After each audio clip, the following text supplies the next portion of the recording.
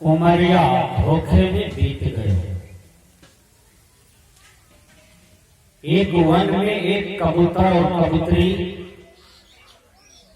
रहती है। कबूतर और कबूतरी का आपस में काफी प्रेम था।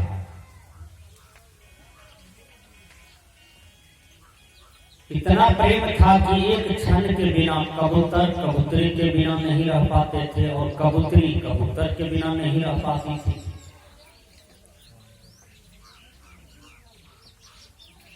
दोनों क्रीड़ा करते थे, आपस में उछलते थे, खेलते थे, हंसी करते थे, मजाक करते थे। जवानी का जो जोश है, जवानी का जो प्रेम है, वो दोनों में बरकरार था। एक प्रेम होता है देह वाला, एक प्रेम होता है आत्मा वाला। देह वाला प्रेम सुशांत कुमार सिंह जी से चल रहा था। एक महाराष्ट्री लड़की को, निर्भया महाराष्ट्री लड़की सुशांत कुमार जी के देह से प्रेम करते थे, संपत्ति से प्रेम करते थे, लेकिन आत्मा से नहीं। परिणाम क्या हुआ? स्थिति कहां चली आई? आज कानून में स्पष्ट नहीं है कि सुशांत कुमार सिंह जी को किसी ने मार करके लटका दिया या तो लटक गया, साबित नहीं हो पाया। यह देह परिणाम का भोग है, यह रुपया परिणाम का भोग है। रुपया प्रेम का भोग, देह प्रेम का भोग है। साधु कबीर ने वेद में कहा है, नारी रचन्ते पुरुषा, पुरुष रचन्ते नार, पुरुष ही पुरुषा जो रचे ते बिरले संसार। साधु कबीर कहते हैं कि नारी नर के शरीर में रचते बसते हैं और नर नारी के शरीर में रचते बसते हैं। रचना पचना जो होता है यह कुछ काल के लिए होता है, सब दिन के लिए नहीं। साधु कबीर कहते हैं यहाँ संयम होता है। संयम मार्ग बहुत सुंदर मार्ग होता है, जहां पर जीव को शांति मिलती है, मुक्ति मिलती है, सद्गति मिलती है, जहां पर जीव विश्राम पाते हैं, इसको संयम मार्ग कहा जाता है। संयम कलु जीवन। देह हवस, देह प्रेम का मैं स्पष्टीकरण करता हूं। देह का हवस क्या है? कुछ बेरोजगार लोग, कुछ युवा लोग गलत चिंतन करते हैं समाज में। देखिए, आदमी का कर्म कब बिगड़ता है? जब उसका अंदर अंदर चिंतन बिगड़ता है। किसी भी साधु को अकेले भी नहीं रहना चाहिए, इससे भी उसका कर्म खराब हो जाता है। किसी भी ब्रह्मचारी को, संत को, साधक को, उसको तो और ज्यादा अकेले नहीं रहना चाहिए, चिंतन गड़बड़ाने लगता है।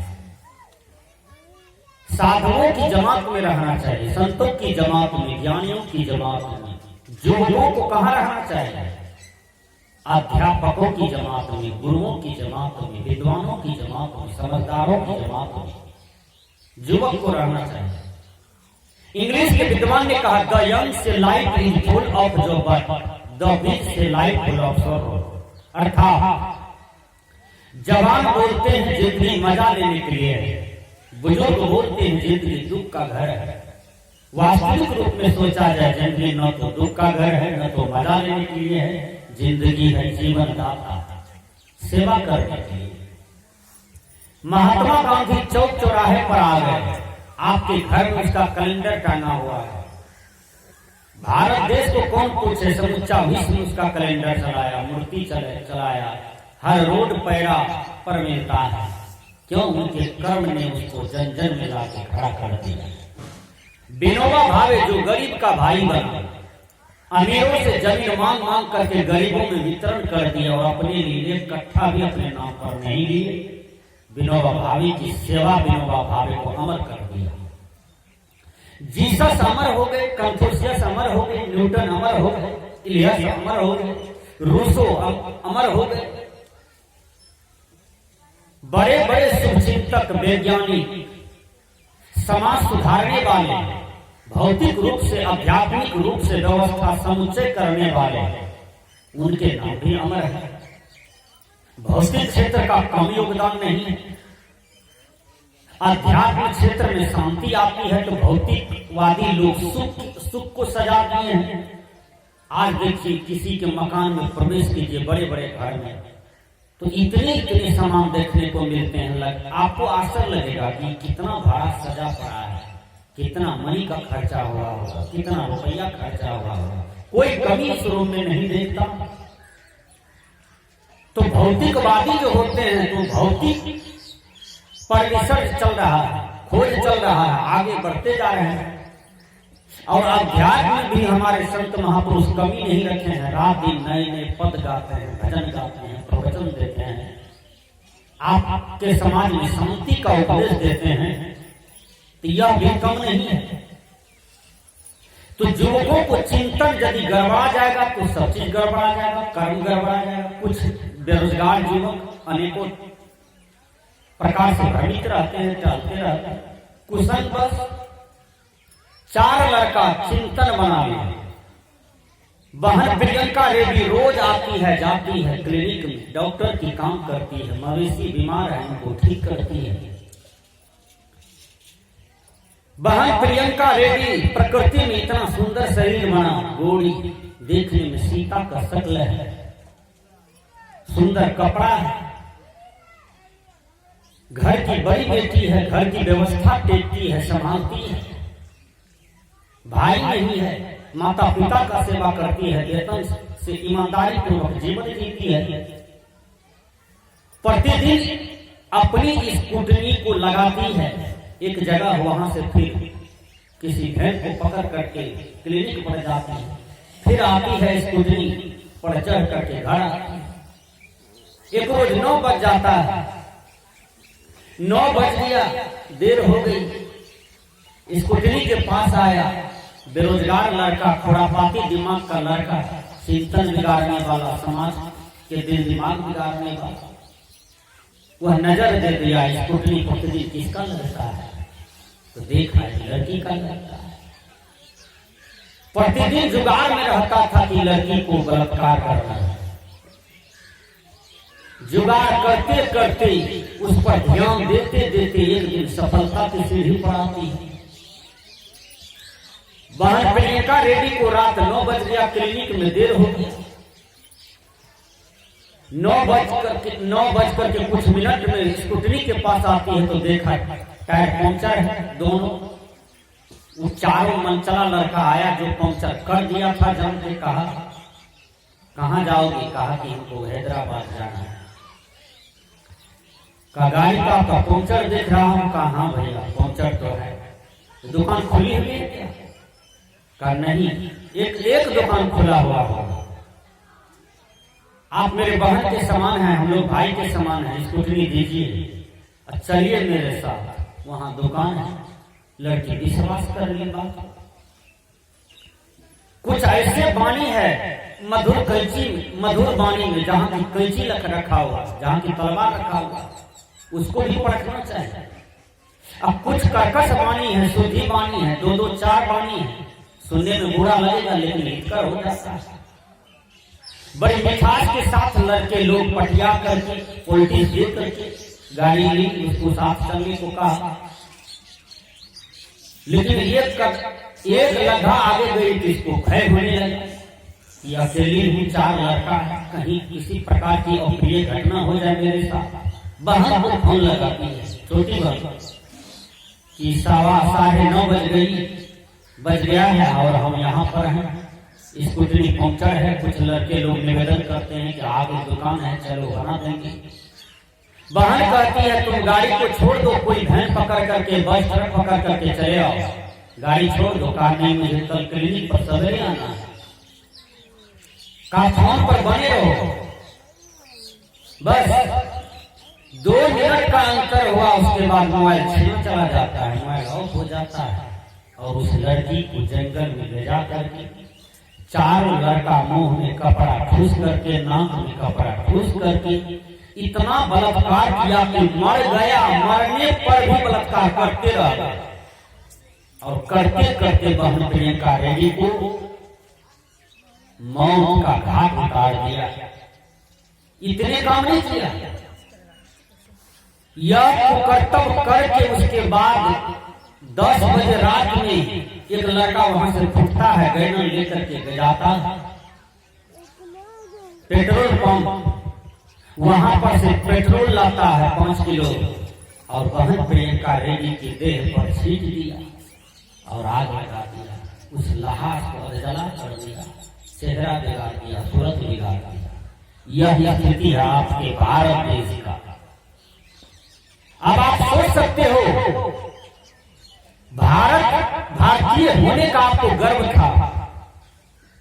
जिस देश में स्वामी विवेकानंद हल्ला करके समुच्च विश्व के नर नारियों को भाई बहन बना दिया, भीष्म पितामह भाई बहन बना दिया, शंकराचार्य भाई बहन बना दिया, महात्मा गांधी अपनी पत्नी के साथ बहन का रिश्ता जोड़ लिया, माँ का रिश्ता जोड़ लिया, सदगुरु कबीर समुच्चे विश्व के नर नारियों को भाई बहन बनाए रखे। उस देश के युवक का दिमाग इतना बिगड़ा हुआ हो, विचार कर सकते हैं पतन हो रहा है। ये पतन आया है। उस चारों लड़का बाद में पकड़ा गया। चारों से जब प्रशासन पूछना शुरू किया और प्रशासन का भी दिल पिघल गया, लास्ट में इनकाउंटर हुआ और चारों लड़का को मौत का घाट उतार दिया। पुलिस लाश तक भी नहीं ले गया घर। परिवार के लोग कहा ऐसे पुत्र का लाश लेकर के क्या करेंगे, रोड के जंगल में फेंक दिया जाए। ऐसे लाश को चिड़िया चुनमुन कौवा मैना पक्षी चीर चीर करके खा लिया होगा, लेकिन लाश तक भी नहीं ले जाएगा। विचार सदगुरु कबीर ने कहा आए हैं तो जाएंगे राजा रंग फकीर, एक सिंहासन चढ़ी चले एक बंदे जात जी। कबीरा जब हम पैदा हुए जग हंसे हम रोए, ऐसी करनी कर चलो हम हंसे जग रोए। कर्तव्य मनुष्य के साथ ही रहता है। ऐसा कर्तव्य किया कि लाश तक भी लेने के लिए तैयार नहीं। यदि लाश के पास साधु होते हैं, नेता होते हैं, पूरे समाज के लोग होते हैं, विचार कीजिए उसने कितना बढ़िया कर्तव्य किया कि समुच्चे क्षेत्र के लोग उमड़ जाते हैं उस लाश के लिए और कहते हैं कि यही आदमी हमारे देश समाज का सूर्य था, जो दूध का दूध पानी का पानी सेवा करता था, न्याय करता था और इससे पूरे समाज राष्ट्र संतुष्ट था। विचार कीजिए। तो कबूतर और कबूतरी का जो प्रेम था बड़ा सटीक प्रेम था, बड़ा सुंदर प्रेम था, देह वाला प्रेम भी था, आत्मा वाला प्रेम भी था। तो देहादी प्रेम चल रहा था जवानी का। 4-5 अंडा हुआ, अंडा फूट गया, समय से बच्चा हुआ, 4-5 बच्चे हो गए, परिवार बढ़ गया। कबूतर कबूतरी को चिंता होने लगी चारा का, दाना का, भोजन का। कबूतर कबूतरी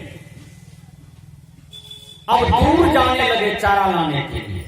पहले तो लोकल में रह जाते थे, लेकिन परिवार बढ़ गया तो दूर दूर चले जाए मजदूरी करने के लिए। तब लावे, तब बच्चा को खिलावे, तब पेट भरे, अपना भी भोजन तैयार करना पेट का।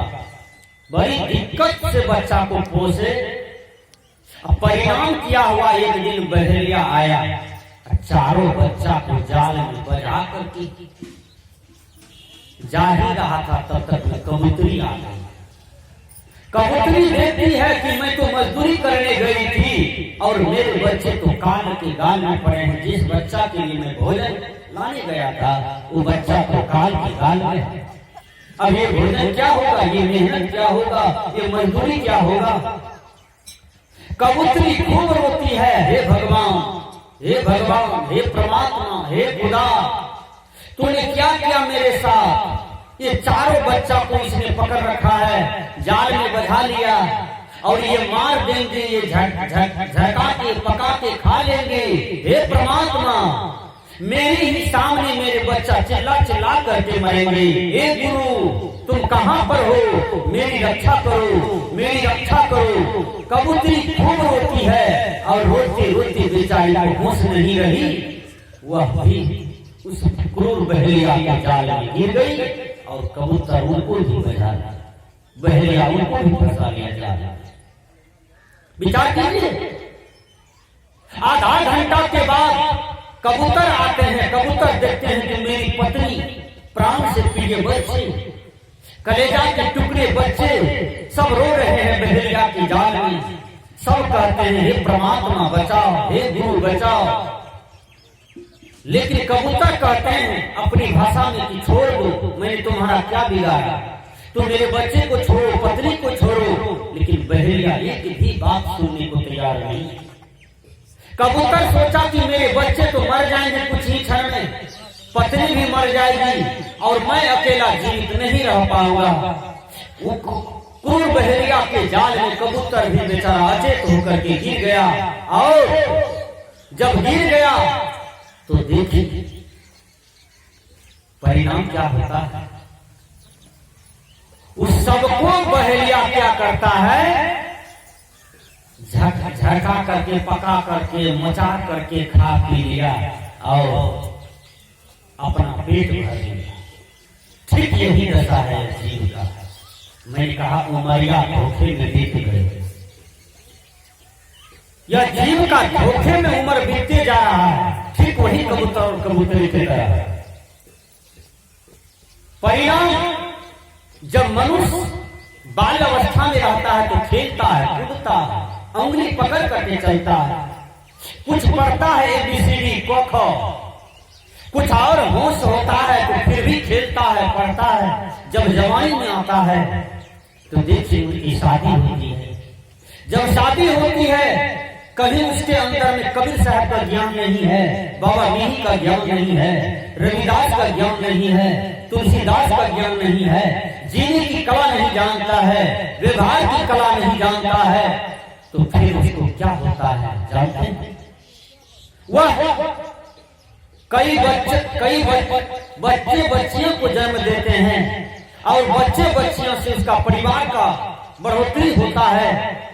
उनके मोह में रात दिन लगे रहते हैं और अपना जीवन का भी कल्याण नहीं करते हैं। देखा है बहुत आदमी को जिंदगी में कभी सत्संग नहीं कराता है, न करता है, न 10 आदमी को हाथ धुलाया है कभी। देखे ऐसा भी आदमी है जिंदगी भर सुगर पालता है, बकरी पालता है, खसी पालता है, मुर्गी पालता है, कबूतर पालता है, सत्संग का निंदा करेगा, साधु संत का निंदा करेगा, कोई महात्मा प्रवचन करेगा उसका निंदा करेगा, शिकायत करेगा, किसी को अच्छा नहीं कहता। ऐसा भी आदमी समाज में होता है। वह कुसंग है आपके लिए, वो कुछ आपको जीवन में नहीं दे सकता, देगा वही। अरे वह वृक्ष आपको देगा जिस वृक्ष में छाया है, जिस वृक्ष में फल है वो देगा, और जिस वृक्ष में छाया नहीं है, फल नहीं है, वो आपको कुछ नहीं दे सकता है। इसलिए आपके जीवन में परख होनी चाहिए कि हमें कहाँ जाना है, हमको किसके साथ बैठना है, कौन मेरे लिए कुसंग है, कौन मेरे लिए सुसंग है। इसलिए आपके जीवन में परख होनी चाहिए। तो बाल बच्चे बढ़ जाते हैं, परिवार बढ़ जाते हैं। एक दिन होता है क्या, जब किसी बच्चा को कुछ हो जाता है, कोई मर गया, उनकी सोच में ज्ञान तो है, चिंता में विलाप करते करते अपने दोनों नर नारी भी दम तोड़ देते हैं। यही पनिशमेंट है संसार में। विचार क्या भगवान कृष्ण ने कहा, हे अर्जुन तुम क्यों चिंता करते हो, तुमने क्या लाया था जो खो दिया, क्या पैदा किया जो नाश हो गया। अरे जो लिया यही से लिया, जो दिया यही पर दिया, जो आज तुम्हारा है कल किसी का था, परसों किसी का हो जाएगा। परिवर्तन ही संसार का नियम है। इसलिए हे अर्जुन तुम मोह मत करो, ये तो प्रकृति में मिट्टी से सब निकला है, फिर मिट्टी में ही समा जाता है। 200 बरस वाला लोग है यहाँ पर, कहाँ चला? जितना आदमी है उतना तो होगा कम से कम सब मिट्टी में रचते पचते जा रहा है। उनका कमाया हुआ संपत्ति है, 500 बरस वाला आदमी है इस धरती पर, उनका कौन चीज दिखा दीजिए तो कुछ हो कहीं है? कितना चीज कमा के रखा होगा, कितना चीज बनाया होगा, सब मिट्टी से निकला, मिट्टी में रच पच गया।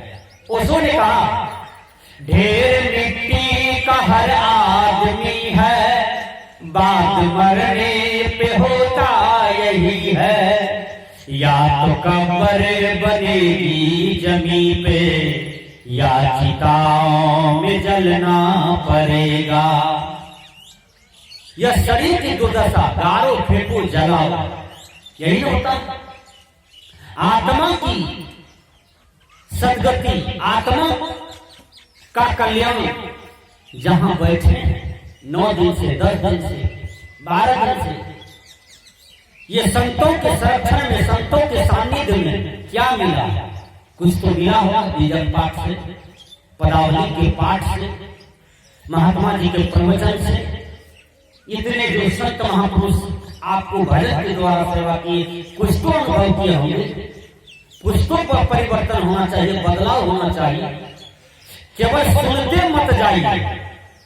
2 मिनट का सत्संग किया अंगुलीमाल के बीच में भगवान बोल, उतना बड़ा हत्यारा को 2 मिनट में परिवर्तन कर दिया। सजन कसाई विचार कीजिए, 2 मिनट का सत्संग करते हैं सप्तऋषियों के साथ, 2 मिनट में उसका जीवन परिवर्तन हो गया। ऐसा परिवर्तन हुआ, ऐसा मुड़ा कि फिर जिधर था उधर लौट करके नहीं देखा। आज इतिहास में उनका नाम, इंग्लिश के विद्वान ने कहा each is certain that man will die one day. यह निश्चित है कि मनुष्य एक दिन मरेगा, यह परम सत्य है, सब मरेंगे, कोई किसी का नहीं, कोई किसी के साथ में नहीं आया। क्या पाया जो ले जाएगा, खाली आया खाली ही चलेगी, कोई किसी के साथ नहीं जाता है। प्रकृति का सर्व विदित नियम है, बेजोड़ नियम है, सबके लिए एक समान लागू है। इसी धरती पर राम जी आए, अकेले चले गए, सीता साथ में नहीं गई, लक्ष्मण नहीं गए, अंगद जी नहीं गए, सुग्रीव जी नहीं गए राम के साथ में। राम का परम प्रिय भक्त विभीषण जी महाराज अकेले सर गए लंका में, लेकिन राम के साथ में नहीं गए। लक्ष्मण बेचारा अकेले आत्महत्या करने के लिए चला गया सरजू घाट में डूबने के लिए, लेकिन राम एक बार भी उलट करके लक्ष्मण की तरफ नहीं देखे, अकेले डूब करके मर गए।